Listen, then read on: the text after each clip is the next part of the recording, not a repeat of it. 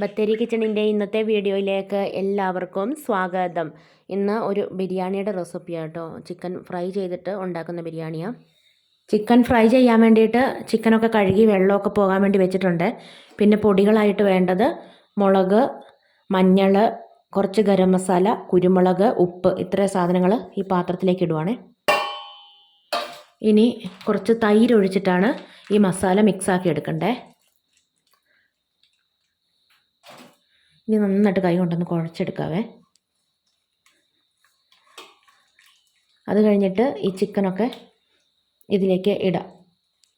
മസാല എത്ര നേരം പരട്ടി വെക്കാവോ അത്രയും നേരം വെക്കുവാണെങ്കിൽ നല്ല സോഫ്റ്റായിട്ട് കിട്ടും. നമുക്ക് 1 മണിക്കൂറോ 2 മണിക്കൂറോ ഒക്കെ വെച്ചിട്ടും ഉണ്ടാക്കുകയൊക്കെ ചെയ്യാം. പക്ഷേ കൂടുതൽ സമയം വെക്കുവാണെങ്കിൽ അത്രയും സോഫ്റ്റായിട്ട് കിട്ടുമേ.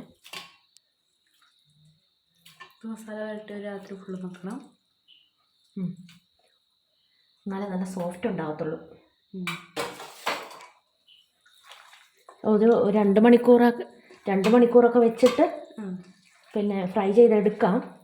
അല്ല 1 മണിക്കൂർ വെക്കുകയൊക്കെ ചെയ്യാം. പക്ഷേ രാത്രിയിൽ ഇങ്ങനെ മസാല പരട്ടിയിട്ട് ഉച്ചക്കത്തേക്കൊക്കെ ഉണ്ടാക്കാനാണെങ്കിൽ രാത്രിയിൽ മസാല പരട്ടി വെച്ച് രാവിലെ ഉച്ചയാകുമ്പോഴത്തേക്ക് ബിരിയാണി ഉണ്ടാക്കുവാണെങ്കിൽ നല്ല സോഫ്റ്റ് ആയിരിക്കും ചിക്കൻ. ഇനി രാത്രിയിൽ ഉണ്ടാക്കാനാണെങ്കിൽ രാവിലെ മസാല പരട്ടി ഫ്രിഡ്ജിൽ വെച്ചിട്ട് രാത്രി ഉണ്ടാക്കിയാൽ മതി. ഇനി ഇത് ഫ്രിഡ്ജിലേക്ക് വെക്കാം.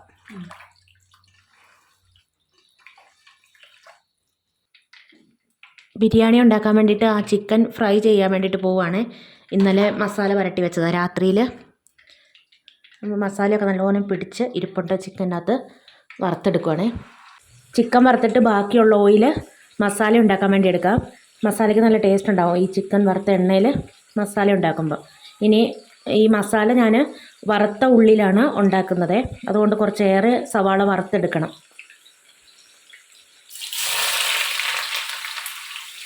അണ്ടിപ്പരിപ്പ്, മുന്തിരി എല്ലാം വറുക്കുക. സവാള എല്ലാം വറുത്തെടുക്കുവാണേ. ചിക്കൻ ഞാൻ 2 പാനിലായിട്ട് വറുക്കാൻ വെച്ചിട്ടുണ്ട്. ചിക്കൻ വല്ലാതെ മൊരിച്ച് വറക്കണ്ട, ഒരിച്ചിരി സോഫ്റ്റായിട്ടുള്ള രീതിയിൽ വറുത്ത് കോരണേ. മസാല ഉണ്ടാക്കാൻ വേണ്ടിയിട്ട് ചിക്കൻ വറുത്ത എണ്ണയില്ലേ, ആ എണ്ണയാണ് ഒഴിച്ചു കൊടുക്കുന്നത്. ഇനി ഈ എണ്ണയിലേക്ക് ഇഞ്ചി, വെളുത്തുള്ളി, പച്ചമുളകൊക്കെ കൂടെ ചതച്ചത് കുറച്ച് അരച്ച പോലെ ആക്കി എടുത്തിട്ടുണ്ട്. അതാട്ടോ ഇട്ട് കൊടുക്കുന്നത്. ഇതൊന്ന് എണ്ണയിൽ മൂപ്പിക്കാം, ഒന്ന് മിക്സാക്കി കൊടുക്കാം. അത് കഴിഞ്ഞിട്ട് ബാക്കി സാധനങ്ങളൊക്കെ ചേർക്കാം. ഇഞ്ചിയും വെളുത്തുള്ളിയും ഒന്ന് മൂത്ത് കഴിഞ്ഞപ്പം ഇതിലേക്ക് തക്കാളി ഇടുവാണേ. തക്കാളി ഒന്ന് വെന്ത് ഉടഞ്ഞൊക്കെ വരണം, അതുകൊണ്ട് അടച്ചു വെക്കുവാണേ. ഞാൻ ഇതിലേക്ക് കുറച്ച് കറിവേപ്പിലയും സർവ്വസുഗന്ധിയുടെ ഇലയും കൂടി ഇട്ട് കൊടുക്കുന്നുണ്ട്. എന്നിട്ട് തക്കാളി ഒന്ന് ഇളക്കി യോജിപ്പിക്കാം. ഒന്നും കൂടെ ഉടഞ്ഞു വരാനുണ്ട്, ശരിക്കും ഉടഞ്ഞിട്ടില്ല. ഒന്ന് വെന്ത് നല്ലപോലെ ഉടഞ്ഞു വരട്ടെ. ഒന്നുകൂടെ അടച്ചു വെക്കാം.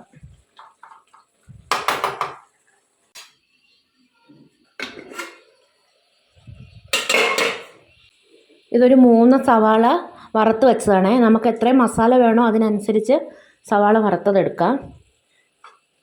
ഒരു കുറച്ച് ഞാൻ മാറ്റി വെച്ചിട്ടുണ്ട്. സവാള, അണ്ടിപ്പരിപ്പ്, മുന്തിരിയൊക്കെ വറുത്തിട്ട് ഒത്തിരി ഒന്നും എടുത്ത് വെച്ച് മാറ്റിയിട്ടില്ല. ഒരു ശകലത്തോളം എടുത്ത് മാറ്റി വെച്ചിട്ടുണ്ട്. അതിൻ്റെ ബാക്കി ഇട്ടിട്ടുണ്ട്. ഈ സവാള വറുത്തതും കൂടെ ഇട്ടിട്ട് നന്നായിട്ടൊന്ന് ഇളക്കി യോജിപ്പിക്കുക. എന്നിട്ട് ഇതിലേക്ക് മസാലപ്പൊടികളൊക്കെ ഇട്ട് കൊടുക്കുക. പൊടിയായിട്ട് ഞാൻ എടുത്തത് കുറച്ച് മുളക് പൊടി, അധികമൊന്നും വേണ്ട കേട്ടോ. ചെറിയൊരു സ്പൂണിന് 1 സ്പൂൺ മുളക് പൊടി മതി. പിന്നെ കുറച്ച് ഗരം മസാലയുണ്ട്, ബിരിയാണി മസാല കുറച്ച് എടുത്തിട്ടുണ്ട്. ഗരം മസാല പെരിഞ്ജീരകമൊക്കെ കൂട്ടി പൊടിച്ചതാണ്. ഇനിയിപ്പോൾ അങ്ങനെ അല്ലാത്ത പൊടിയാണെങ്കിൽ കുറച്ച് പെരിഞ്ജീരകം പൊടിച്ചത് എന്തായാലും ഇടണം കേട്ടോ. പൊടിയൊക്കെ നല്ലപോലെ ഇതിനകത്തേക്ക് വടിച്ച് ഇട്ടിട്ട് നന്നായിട്ടൊന്ന് ഇളക്കി യോജിപ്പിച്ചെടുക്കാം.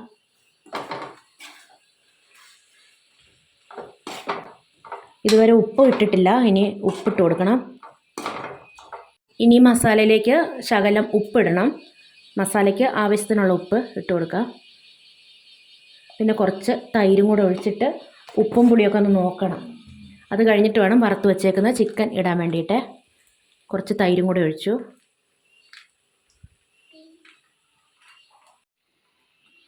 ഞാൻ ഇന്നലെ രാത്രിയിലാണ് മസാല പുരട്ടി ചിക്കനൊക്കെ ഫ്രിഡ്ജിൽ വെച്ചത്. ഇന്നിപ്പോൾ വറുത്തു ബിരിയാണി ആക്കും. ഇപ്പോൾ രാത്രിയായി, ചീവീടൊക്കെ കരയുന്നുണ്ട്. ഇനി ചിക്കൻ ഇതിലേക്ക് ചേർക്കുക കേട്ടോ. വറുത്തത് മുഴുവൻ ഇതിനകത്ത് ചേർത്തു. ഇനി നന്നായിട്ടൊന്ന് ഇളക്കി യോജിപ്പിക്കണം.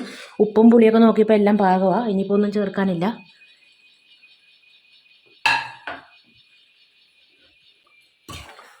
ഇനി മസാലയും ഇറച്ചിയും കൂടെ ഒന്ന് മിക്സ് ആകാൻ വേണ്ടിയിട്ട് ഒരു 10 മിനിറ്റ് അടച്ചും കൂടെ വെച്ച് എടുക്കുകയാണെങ്കിൽ മസാല റെഡിയാവും. വേറൊന്നും ഈ മസാല ചേർക്കാനില്ല, എല്ലാം റെഡിയായിട്ടോ. ഒരു 10 മിനിറ്റ് അടച്ചും കൂടെ വെക്കാം.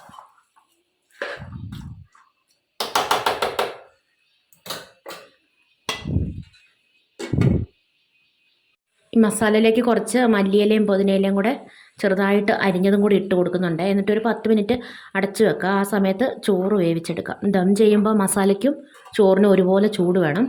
അപ്പോൾ 10 മിനിറ്റ് ഇത് വേണമല്ലോ, അത് അടച്ച് വെക്കുന്ന ആ സമയത്ത് നമുക്ക് ചോറ് വെക്കാം. ചോറ് ഞാൻ സാധാരണ വെക്കുന്ന പോലെ തന്നെയാണ് വെച്ചേക്കുന്നത്. മസാല മാത്രമേ ഉണ്ടാക്കുന്നത് വ്യത്യാസമായിട്ടുള്ളൂ കേട്ടോ. ചോറ് ഞാൻ മിക്കവാറും വീഡിയോയിലൊക്കെ കാണിച്ചിട്ടില്ലേ, നെയ്ച്ചോറും ബിരിയാണിയൊക്കെ വെക്കുന്ന സമയത്ത് ചോറ് വെക്കുന്ന ആ ഒരു രീതി തന്നെയാണ് വെച്ചേക്കുന്നത്. കുറച്ച് നെയ്യും സൺഫ്ലവർ ഓയിലും എല്ലാം ഒഴിച്ച് സവാള ഒന്ന് വാട്ടി, ആദ്യം പട്ട, ഗ്രാമ്പൂ, ഏലക്ക, പെരിഞ്ചീരകം ഇഷ്ടമാണെങ്കിൽ കുറച്ച് പെരിഞ്ചീരകമൊക്കെ ഇട്ടൊന്ന് പൊട്ടിച്ചിട്ട് പിന്നെ സവാളയും കറിവേപ്പിലയും സർവ്വസുഗന്ധിയുടെ ഇലയൊക്കെ ഇട്ടിട്ട്, സവാളയുടെ കളറൊന്നും മാറിപ്പോകരുത്, ചെറുതായിട്ടൊന്ന് വാട്ടിയെടുക്കാനേ പാടുള്ളൂ. കളറ് മാറിയാൽ ചോറിൻ്റെ കളറും മാറും. അതുകൊണ്ട് ചെറുതായിട്ട് സവാളയൊന്ന് വാടി കിട്ടിയാൽ മതി. സവാളയൊന്ന് ചെറുതായിട്ട് വാടി തുടങ്ങുമ്പോൾ, കളറ് മാറാതെ വാടി തുടങ്ങുമ്പോൾ 1 ഗ്ലാസ് അരിക്ക് 2 ഗ്ലാസ് വെള്ളം എന്ന കണക്കിൽ വെള്ളം ഒഴിച്ച് കൊടുക്കാവേ. പാകത്തിനുള്ള വെള്ളത്തിൽ ഉപ്പ് ഇട്ട് കൊടുക്കണം.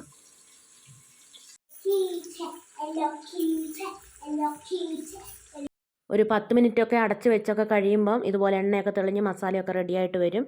പിന്നെ ചോറ് വെക്കാൻ വേണ്ടിയിട്ട് ഞാൻ 1 ഗ്ലാസ് അരിക്ക് 2 ഗ്ലാസ് വെള്ളം എന്ന കണക്കിൽ വെള്ളം ഒഴിച്ചിട്ടുണ്ട്. അതിലേക്ക് ഉപ്പും ഇട്ട് അടച്ചു വെച്ചിട്ടുണ്ടായിരുന്നു തിളയ്ക്കാൻ വേണ്ടിയിട്ട്. ഇതിലേക്ക് ഇനി അരി ഇടാൻ വേണ്ടി പോകുക. അരി വറുത്തിട്ട് ചെയ്യണമെങ്കിൽ ചില അരിക്ക് പശവശപ്പുണ്ടാവും, ഒട്ടിപ്പിടിക്കുന്ന പോലത്തെ അരിയായിരിക്കും. അങ്ങനെയുള്ള അരിയാണെങ്കിൽ ഒന്ന് വറുത്തിട്ട് ബിരിയാണി വെക്കുന്ന കേട്ടോ. നെയ്ച്ചോറാണേലും ബിരിയാണി ആണേലും അങ്ങനെ വെക്കുന്നത് നല്ലത്. ഇത് പശവശപ്പൊന്നും ഇല്ലാത്ത അരിയാണ്. അപ്പോൾ ഞാൻ അരി കഴുകിയിട്ട് ഒട്ടും വെള്ളമില്ലാതെ അടപ്പ് വെച്ച് നല്ലോണം വെള്ളമെല്ലാം ഊറ്റിയിട്ട് വേണം അരി ഇടാൻ വേണ്ടിയിട്ട്, അല്ലെങ്കിൽ അളവൊക്കെ തെറ്റും, ചോറ് കുഴഞ്ഞു പോകും. പിന്നെ ചെറുനാരങ്ങ ഉണ്ടെങ്കിൽ കുറച്ച് നാരങ്ങാനീര് പിഴിഞ്ഞൊഴിക്കുകയും ചെയ്യാം. നാരങ്ങ ഇല്ലായിരുന്നു, അതുകൊണ്ട് നാരങ്ങാനീര് ഒഴിച്ചിട്ടില്ല. ഇതൊന്ന് ഇളക്കിയിട്ട് അടച്ച് വെച്ച് വേവിക്കാം. ചോറ് വെന്തിട്ടുണ്ട്. ദം ചെയ്യാൻ വേണ്ടി പോകുവാണേ. കുറച്ച് ചോറെടുത്ത് വേറൊരു പാത്രത്തിലേക്ക് മാറ്റുക. എന്നിട്ട് അടിയിൽ കുറച്ച് മസാല, പിന്നെ അതിൻ്റെ മുകളിൽ ചോറ്, അതിൻ്റെ മുകളിൽ കുറച്ച് മസാല, പിന്നെ ഏറ്റവും മുകളിൽ കുറച്ച് ചോറും. അങ്ങനെ കേട്ടോ ഞാൻ ദം ചെയ്യുന്നത്. ദം ചെയ്യുന്നതൊക്കെ നമ്മുടെ ഇഷ്ടം പോലെ ചെയ്യാം. അടിയിൽ മാത്രം മസാല ഇട്ടിട്ട് മുകളിൽ ചോറ് ഇട്ടിട്ടും അങ്ങനെ ദം ചെയ്യാം. പിന്നെ ഡാൽഡ, പൈനാപ്പിൾ എസൻസ് അല്ലെങ്കിൽ പൈനാപ്പിൾ ചെറുതായിട്ട് മുറിച്ചതൊക്കെ ചേർക്കുവാണെങ്കിൽ ബിരിയാണിക്ക് ടേസ്റ്റ് കൂട്ടാം. അതൊക്കെ നമ്മുടെ ഇഷ്ടം പോലെ ചെയ്യാം കേട്ടോ. ഞാൻ മസാലയൊക്കെ ഇട്ടു. അടിയിൽ ഒരു ലെയർ മസാല ഇട്ടിട്ടുണ്ട്, അതിന് മുകളിലാണ് ചോറിട്ടത്, അതിൻ്റെ മുകളിലാണ് മസാല ഇട്ടേക്കുന്നത്. പിന്നെ ബാക്കിയുള്ള ചോറും കൂടെ ഇടുവാണ്. ഇത് മൊത്തം ഈ പാത്രത്തിൽ കൊള്ളത്തില്ല, അതുകൊണ്ട് കുറച്ച് ചോറ് ബാക്കി വന്നിട്ടുണ്ട്. ഈ ബിരിയാണിയിൽ ഞാൻ ക്യാരറ്റ് ഇട്ടിട്ടില്ല. അല്ലെങ്കിൽ ചില ബിരിയാണികളൊക്കെ നമ്മൾ ക്യാരറ്റ് ചെറുതായിട്ട് മുറിച്ച് ഇടുമല്ലോ, ഇതിനകത്ത് ക്യാരറ്റ് ഇട്ടിട്ടില്ല കേട്ടോ. ഇനി ഏറ്റവും മുകളിലേക്ക് കുറച്ച് സവാള വറുത്തതും മല്ലിയിലയും അണ്ടിപ്പരിപ്പും മുന്തിരി, കുറച്ച് നെയ്യ് എല്ലാം ഒഴിക്കുന്നുണ്ട്. അത് കഴിഞ്ഞിട്ട് ഇത് അടുപ്പിൽ വെച്ച് ദം ചെയ്യാൻ വേണ്ടി പോകുക കേട്ടോ. ഞാൻ കുളിക്കാൻ വെള്ളം ചൂടാക്കിയായിരുന്നേ, എന്നിട്ട് അടുപ്പിൽ വെച്ച് ദം ചെയ്യാൻ വേണ്ടി. അടുപ്പിൽ നമ്മൾ സാധാരണ വിറകടുപ്പിൽ കനലൊക്കെ ആവുകയല്ലേ, അതുപോലെ ഈ അടുപ്പിലാവത്തില്ല.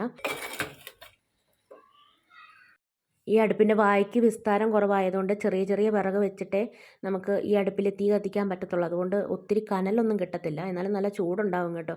പിന്നെ ഞാൻ 2 ചിരട്ട കത്തിച്ച് ആക്കിയിട്ടുണ്ടായിരുന്നു, അതാണ് ഈ മുകളിലേക്ക് എടുത്തിടുന്നത്.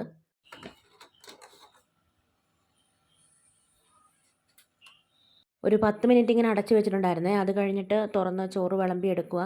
നല്ല ടേസ്റ്റുള്ള ബിരിയാണിയാണ്. അപ്പോൾ ഇന്നത്തെ വീഡിയോയും വിശേഷങ്ങളൊക്കെ ഇവിടെ നിർത്തുകയാണ്. വീഡിയോ കണ്ട് ഇഷ്ടമാവുകയാണെങ്കിൽ സബ്സ്ക്രൈബ് ചെയ്യാനും ലൈക്ക് ചെയ്യാനും ഷെയർ ചെയ്യാനും കമൻറ്റ് ചെയ്യാനൊന്നും മറന്നു പോകരുതേ. നാളെ പുതിയൊരു വീഡിയോയുമായി നമുക്ക് വീണ്ടും കണ്ടുമുട്ടാം.